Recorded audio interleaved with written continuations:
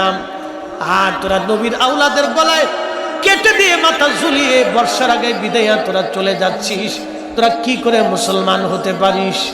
রে সিরিয়ান সৈন্যরা, একটু মাথা মোবারক দিবি, আজকে একটা রাতের জন্য খেদমত করতে চাই। একবার জোরে বলা যাবে কি আল্লাহু আকবার? ইমাম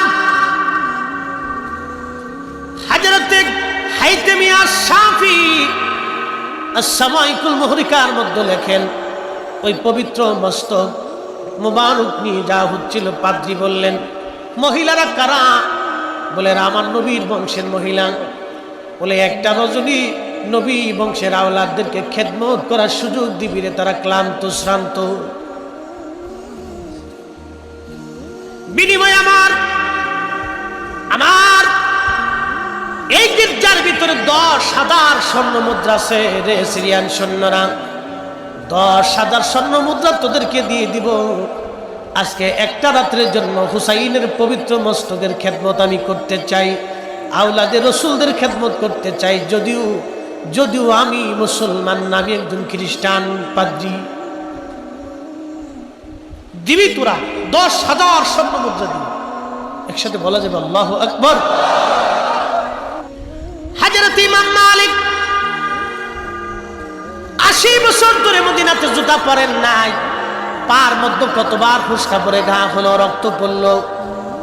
মদিনার হাউদের মধ্যে কোনোদিন পেশাব পায়খানা করেন নাই, এমনকি থুতু পর্যন্ত ইমাম মালিক রহিমাহুল্লাহ ফেলেন নাই।